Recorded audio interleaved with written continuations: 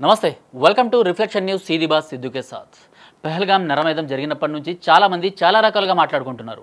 టెర్రరిస్టులు కావాలనే హిందువుల్ని టార్గెట్ చేశారు. ఇది జగమెరిగిన సత్యం. కానీ మన భారతీయుల్లో కొంతమంది ఇదంతా కేంద్ర భద్రతా దళ వైఫల్యమని ప్రచారాలు మొదలెట్టేశారు. నిజంగా ఇదంతా రా వైఫల్యమా? ఆరోపణల్లో నిజమెంత? ఈరోజు మన ఎపిసోడ్లో చూద్దాం. బైసరన్ లోయలో గతంలో కొంతమేర ఉగ్రవాదుల కదలికలను నిఘా వర్గాలు గుర్తించాయి. దీంతో భద్రతా బలగాలు దాడిని ఊహించలేదు.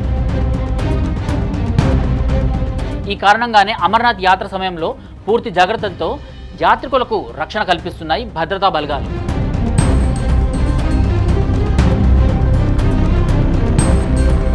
నిజానికి ఎంత భద్రత ఉన్నప్పటికీ అమర్నాథ్ యాత్రికులపై దాడులు జరిగిన ఘటనలు కూడా ఉన్నాయి.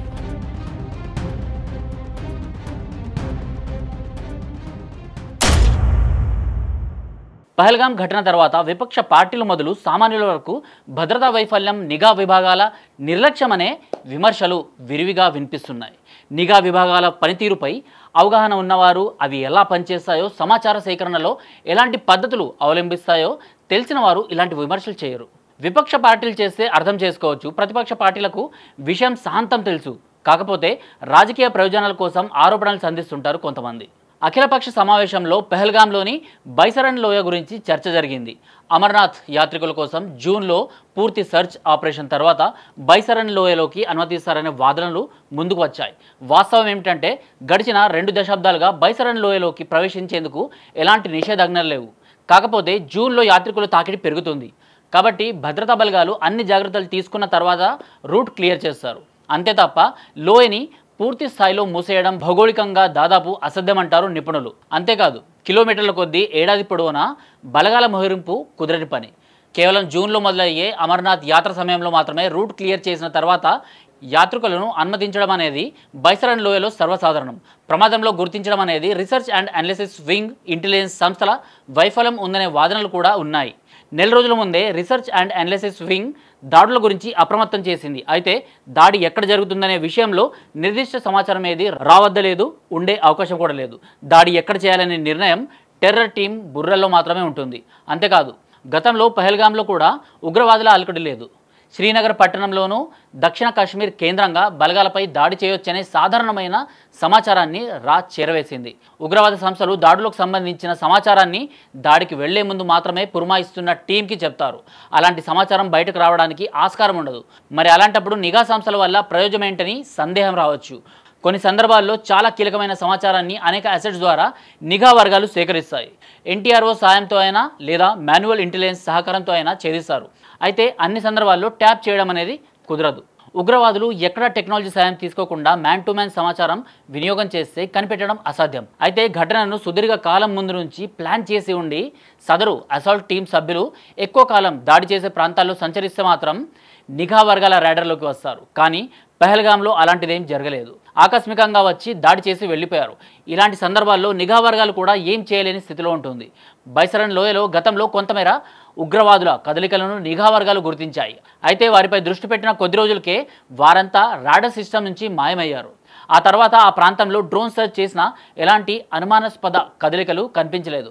దీంతో భద్రతా బలగాలు దాడిని ఊహించలేదు. అనుక్షణం రక్షణ, నిఘా, భద్రత అనేది ఆచరణ రీత్యా అసాధ్యం. ప్రతిక్షణం పర్యాటకులను కాపాడుకోవడం కూడా ఆచరాత్మక దృష్టి లేకపోవడమే అవుతుంది. పహల్గాంలో ఉగ్రవాద కదలికలను రా ఐబీలు గతంలో సీక్రెట్ అసెట్స్ ద్వారా సేకరించాయి. నిఘా గూఢచార విభాగాల పని సమాచారాన్ని సంబంధిత విభాగాలకు చేరవేయడం వరకు మాత్రమే ఉంటుంది. ఆ తర్వాత చర్యలు తీసుకుంటున్న వారు సమాచార తీవ్రతను అంచనా వేయడంలో విఫలమైతే పహల్గాం లాంటి దాడులు జరుగుతాయి. టీఆర్ఎఫ్ ఉగ్రవాదులు చాలామంది శ్రీనగర్ జైల్లో ఉన్నారు. వారి వద్ద నుంచి కూడా ఎలాంటి సమాచారం నిఘా వర్గాలకు లభించలేదని ఓ ఆంగ్ల పత్రిక తన కథనంలో రాసింది. అందుకు ప్రధాన కారణం వారంతా సుదీర్ఘకాలంగా జైల్లో ఉన్నారు. జైల్లో ఉన్న వారికి టీఆర్ఎఫ్ దాడి బృందాలు ఎలాంటి సమాచారాన్ని చేరవేయవు. పోలీసుల అదుపులో ఉన్న వారికి రహస్య సమాచారాన్ని ఉగ్రవాద, తీవ్రవాద సంస్థలు చేరవేయవు. బైసరన్ లోయలో ఘటనను పూర్తిగా నిఘా వర్గాల వైఫల్యంగా చూడలేం. గూఢచార నిఘా విభాగాలకు కొంత నిర్దిష్టమైన మరికొంతమైన స్థూలమైన సమాచారాన్ని గ్రౌండ్ ఫోర్సెస్కు చేరవేస్తాయి. స్థానికంగా పనిచేసే ఇన్ఫార్మర్ నెట్వర్క్ ద్వారా వచ్చిన సమాచారాన్ని రాష్ట్రాల పరిధిలో పనిచేసే నిఘా సంస్థల నుంచి వచ్చిన సమాచారాన్ని క్రోడీకరిస్తే దాడి జరిగే ప్రాంతం గురించి సుమారుగా ఒక అంచనా వస్తుంది. ఈ సమాచార క్రోడీకరణే కశ్మీర్లో జరగలేదనే ఒక అంచనాను మాత్రం నిఘా రంగ నిపుణులు అంగీకరిస్తున్నారు.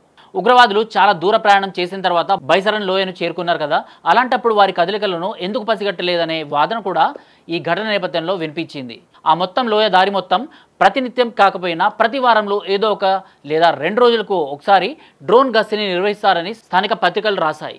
దీన్ని గుర్తించిన ఉగ్రవాదులు సైనిక దుస్తుల్లో తమ ప్రయాణాన్ని కొనసాగించారు. దీంతో ఎవరికీ అనుమానం రాలేదు.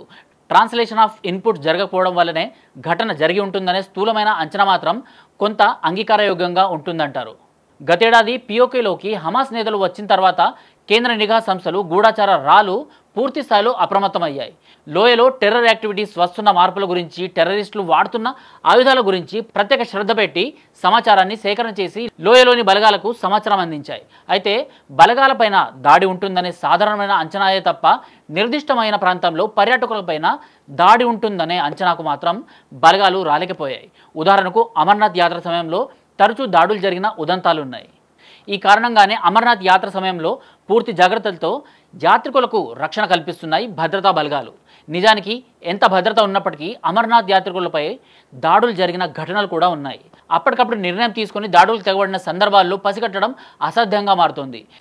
ఎన్టీఆర్ఓ సంస్థ హమాస్ నేతల పర్యటనలు, ఫోన్ కాల్స్పై పూర్తి నిఘా పెట్టినట్టు ఆంగ్ల పత్రికల కథనాలు వెల్లడించాయి. అయితే పాకిస్తాన్లోని ఉగ్రనేతలు, హమాస్ నేతలు ఎలాంటి అనుమానం లేకుండా కేవలం మద్దతు తెలిపేందుకు మాత్రమే పిఓకేకి వచ్చినట్టు వ్యవహరించారని ఈ కథనాల సారాంశం.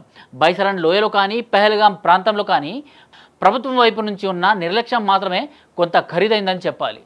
బైసరన్ లోయ, పెహల్గాంలో మొబైల్ నెట్వర్క్ చాలా బలహీనంగా ఉంటుందనే విషయం ప్రభుత్వానికి తెలుసు.